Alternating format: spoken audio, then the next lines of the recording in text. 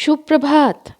Good morning to my all dear listeners. Today I am here to share with you the next part of the life of Shri Ramakrishna Paramhansha Dev.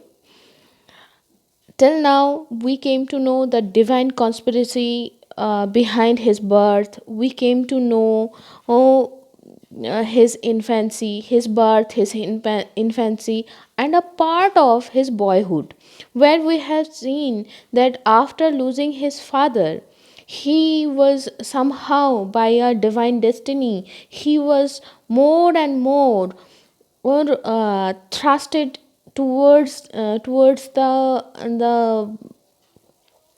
singularity, the meditation within the for the singularity, whether in the name of Ma Vishalakshi or in a very beautiful enchanted scenery. But somehow he started to get unified with that thought, with that divinity. So let's start the next part of the boyhood. Gadadhar was now 9, and it was time to invest him with the holy thread. Holy thread is a ritual, usually Brahmin. In Brahmin, the caste of Brahmin, and they usually bestowed it to their boy child or male child. Though, as per the tradition, the actual ancient tradition, it can be owned by anyone, not by birth, but by the virtue of their work. Anyone can attain in the status of Brahmin. Brahmin means whoever is in the Brahma. So let's resume our story. This is the first memorable occasion in the life of Brahmin. In fact, the scriptures consider him as a Shudra, a man belonging to the lowest caste, until this has been done. Then he became a true Brahmin and is permitted to utter the holy mantras and to worship the gods and goddesses. He is supposed to enter a new life, a life of purity, sacrifice, truthfulness, and great restraint, and is therefore called a Dvija or twice born. Besides observing great restrictions in food and other enjoyments, the scriptures enjoin on him the strictest discipline in all phases of life and condign is the punishment for any breach. Every Brahmin boy looks forward to this sacred ceremony. Gadadhar was no exception. A curious incident happened in this occasion. In this connection, after the investiture with the holy thread, it is the general practice with the newly initiated to take his first viksha or alms from some relative or person of equal rank. But it so happened that Dhani, the blacksmith woman of the village, had long ago prayed to Gadadhar to allow her the privilege to giving him the first viksha, and the boy, moved by her genuine love and had agreed. Dhani waited with an expectant heart. After the ceremony was over, Gadadhar told of his promise to his brother Ramkumar. Objections were raised on the ground that it was contrary to the custom of the family, but Gadadhar insisted on keeping his promise. The family was forced to give way, and so it was from Dhani that Gadadhar took his first alms. Reading this incident in the light of subsequent events, many ideas arise in the mind. First of all, it shows Gadadhar's great undeviating love for truth. He had given his promise and he was ready to keep it at whatever cost. At the same time, it does not explain why he gave a promise which might bring social stigma on his family. Could it have been Dhani's sincere devotion that prompted him to do it? May it not be that, even at that tender age, Sri Ramakrishna's every act had its meaning, and that his unerring intuition empowered him to recognize religious sincerity and to prefer it to social regulations, which, necessary as they are under ordinary circumstances, must be set aside if the spirit of the law, instead of the letter, is to be honored. So far, it was only the villagers who knew the great qualities of Gadadhar, although none had any idea of the great part that he was to play later. Shortly after the thread ceremony, an incident occurred, bringing him for the first time before them as a teacher. He was then about 10 years old. There was a great Shraddha ceremony in the house of Dharmadas Laha, to which a number of Brahmin scholars were invited. As generally happens on such occasions, the scholars were engaged in an animated debate over some subtle point. The argument lasted for hours. Their excited gestures and loud voices during the wordy warfare attracted a number of spectators, amongst whom was Gadadhar. While the other boys were chatting or imitating the gestures of the Pandits, he was listening with rapt attention. Finally, the boy whispered something to a Brahmin, asking if that might not be the answer. When the others heard it, they accepted it and once as the only possible solution, coming as it did from a boy of scarcely 10. Then they were amazed at such mental maturity in one so young. Similar incidents are by no means uncommon in the lives of great ones such as Sri Krishna, Shankara, Sri Chaitanya, Christ, and others who evidenced extraordinary powers at a very early age. It is said that before he was 8, the great Shankara had mastered the Hindu scriptures. At 16, he composed the masterpieces on Vedanta, which take the man of ordinary intelligence a whole lifetime to read and digest. Sri Chaitanya too showed astonishing intelligence and memory when he was quite a boy. And we can cite a parallel instance from the life of Christ, who in his 12th year confounded the learned rabbis of Jerusalem with his wisdom, fully conscious at the time of what he was doing, and his awareness and his answers to his parents clearly demonstrated. All this shows that by their very constitution they must have access to hidden reservoirs of knowledge and wisdom, not dreamed of by ordinary men and women. And in judging their actions, we must show a spirit of humility and rid our minds of all preconceived ideas. After this investiture with the sacred thread, Gadadhar was permitted to worship the family god Raghuveer. This filled him with great joy.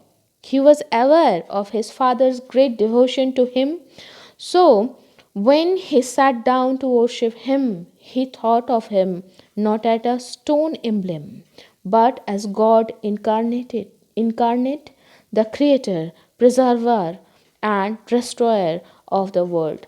The hours he passed in worship and meditation raised his mind to a very high level, where he often had remarkable visions.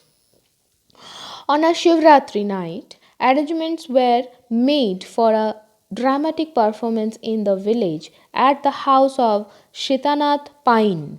The theme chosen being a chapter from the life of Shiva. Shivratri is a occasion where usually the single day in the whole year, and usually where all the Hindu devotees of Lord Shiva ceremonize the birthday or the marriage of Shiva with Uma, the consort, whom we will later, she will be later introduced as Mother Goddess Kali in his life. So let's resume this story. It is customary on such occasions for the devotees of Shiva to fast the whole day and keep vigil by prayer, worship, and songs in his praise. Four services are held in the four watches of the night. Young Gadadhar also fasted that day and resolved to pass the night at home in worshipping the Lord. The first watch was over when Gaya Vishnu and some other friends came to him and said that his presence was needed at once at the house of Sitanath Pine, because the man who was to play the principal part, the role of Shiva, had fallen ill at the 11th hour, and they must have a substitute, and Gadadhar had been selected. Gadadhar at first declined, saying he could not leave his worship, but his friends pointed out that there in playing the part he would have to think constantly of the Lord Shiva, and that too was worship. So Gadadhar was prevailed upon to go and was taken to the green room while his friends were dressing him for the role of Shiva, smearing his body with ashes, matting his locks, and hanging Rudraksha beads and other accessories of the costume on him. His mind soared far from the consciousness of the world. When the time came for him to appear, he went on the stage with slow and measured steps, and supported by his friends. His countenance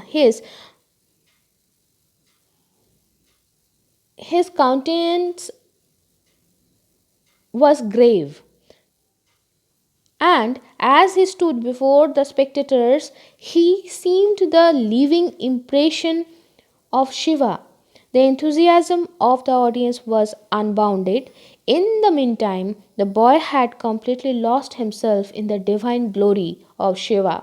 His mind, in its transcendental flight, was transported into a region of calmness and serenity as mutable as the Lord Shiva himself. The different phase of the great glory of Mahadeva, the God of gods, were revealed to him, calm, sweet, self-forgetful, and oblivious of the pains and pleasure of the world. The great God appeared before him as the ideal of serene contemplativeness immersed in samadhi. There the boy stood, lost in the great sublimity of the Shiva, dead to the surrounding world. The manager of the performance, with one or two elderly men of the village, approached him and found that he was unconscious. He would have been taken for dead but for the stream of the tears flowing from his eyes and the radiance of his countenance. The effect on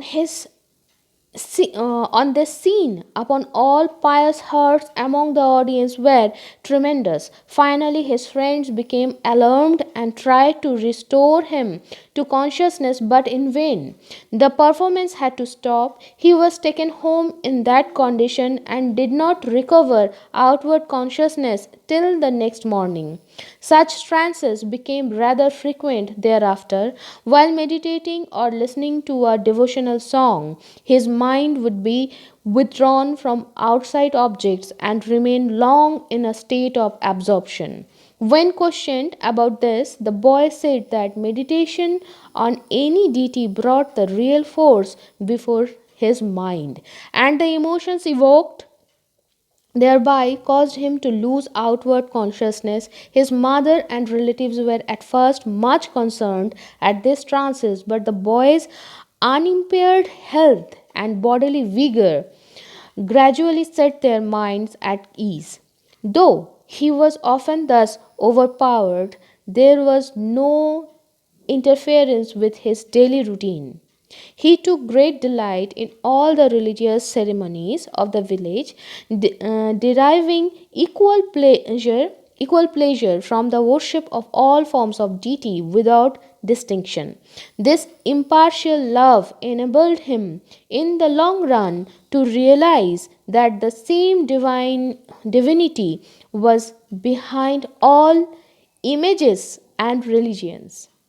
Those few fortunate souls of Kamarpukur who were able to discern the greatness of Gadadhar actually worshipped him. One of this was Srinivas, a low caste Hindu whose family lived by making shell bracelets. The master often spoke highly of this man's great piety and spirituality. He loved Gadadhar and took delight in his company, often holding animated discussions with him on the Bhagavad Gita. One day, as he was making a garland for worship, Gadadhar came. Srinivas at once brought some sweetmeats from the market and concealed them in his cloth, conducted Gadadhar to a secluded spot under a tree in the Maidan. Looking about to be sure that he was not observed, he worshipped Gadadhar, hanging the garland on him and feeding him with the sweets. With eyes bathed in tears and voice choked with feeling, he said, I have become old and feel my end approaching. I shall have not the good luck to see the many wonderful things that you will do in the world. I only pray that you will ever look with compassion upon the unworthy servant of yours. We have spoken of the association of Gadadhar with other boys of the village. They passed a great portion of the day together in play, often absenting themselves from school. Their favorite retreat was the mango orchard, which has been dedicated by Manik Raja to the use of the public. They assembled there under a big tree to partake of the fried rice they brought from home. Gadadhar, here the fried rice, it is a fluffy kind of dry kind of variety of rice. It is not the cooked rice which has been fried afterwards. So they assembled there under a big tree to partake of the fried rice they brought from home. Gadadhar selected a number of young boys who could sing and formed a sort of dramatic company. The themes of their performances were episodes from Ramayana or the Mahabharata, which they heard often at the amateur village plays, which Gadadhar, owing to his retentive memory, could reproduce almost verbatim. He selected the part for every actor, himself taking the part of the hero, of course. Ganadhar's favorite themes were the various incidents in the life of Shri Krishna, especially the Vrajalila or the youthful sports of Sri Krishna with the cowherds and milkmaids of Vrindavana. The height of dramatic effect was reached when he sang the pastoral songs depicting the great exploits of Sri Krishna or the pangs of Sri Radha at her separation from her beloved lover, while the other boys acted as Shubal, Shridham, and other companions of Sri Krishna. Young Gadadhar, with his fair complexion and flowing hair, a garland about his neck, and a flute at his lips, would take the part of Sri Krishna as a Radhika depict grief at separation from Krishna. Gadadhar, overwhelmed with the emotion associated with these themes, would fall into frequent trances. At times, the whole grove would re echo the sankirtans which the boys sang in chorus. Soon the teacher learned that the boys absented themselves from school in order to spend their time in song and merrymaking. One day he summoned them before him and asked them who was their ringleader. Gadadhar was pointed out, and the teacher asked him to repeat what he did in the mango garden with his friends. Boldly, the boy sang a song which so charmed the teacher that he forgot to punish them. Of these boys, the most intimate friend of Gadadhar was Goya Vishnu. Gaya Vishnu. Gadadhar never forgot to share the sweets or fruits presented by the village woman with him. As he grew older, Gadadhar's distaste for the routine work of the school increased, though he loved to read the epics, Puranas, and other sacred books. There he would find a response to the great spiritual fervor in his heart. Sometimes he read aloud the lives of Prahlada, Dhruva, or other great devotees to the villagers. The more his attention was turned in this direction, the more he neglected his studies. Because of his frequent trances, his eldest brother thought it wise to allow him freedom so that he might not feel the strain of any sustained work. Meanwhile, the monotony in the life of the Chatterjee family was broken by various incidents, one of which at least greatly influenced the future career of Gadadhar. Rameshwar and Sarvamangala, who were now grown up, were married. The wife of Ramkumar was soon to be a mother, but this instead of causing any joy to be a mother, but this instead of causing any joy filled the family with apprehensions of coming danger. Her actions were very strange. She broke the traditional rule of the family of abstaining from food before the worship of the Raghuveer. When taken to task by her husband or mother in law, she was resentful.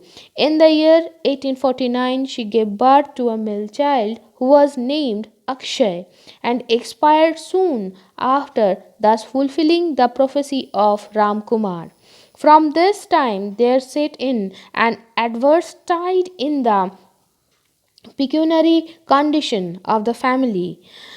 Rameshwar, though an expert in the Smriti and other subjects, could barely earn a decent living. Ramkumar's income was also unexpectedly diminished, and he was too old to find new ways of increasing it.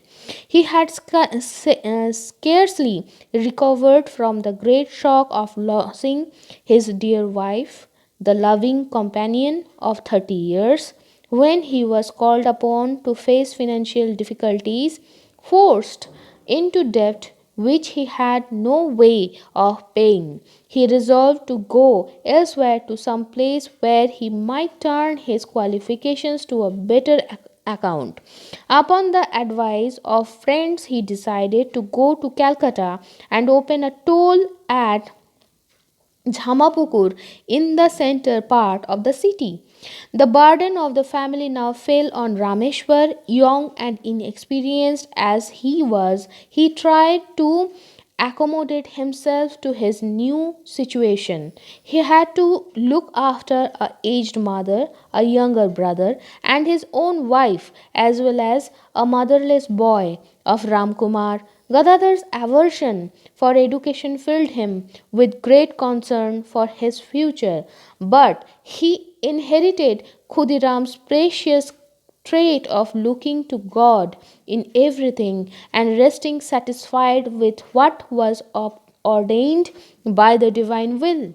So, though at times his spirits dropped. At others, he forgot everything in the company of the pilgrims and ascetics in the rest house of the Laha family. He knew that God hammered so fiercely at his world, trampled and kneaded in like dough, cast it so often into the blood bath and the red hell heat of the furnace, because human nature was still a hard, crude, and vile ore, which would not otherwise be smelted and shaped. And somehow he managed to support the family.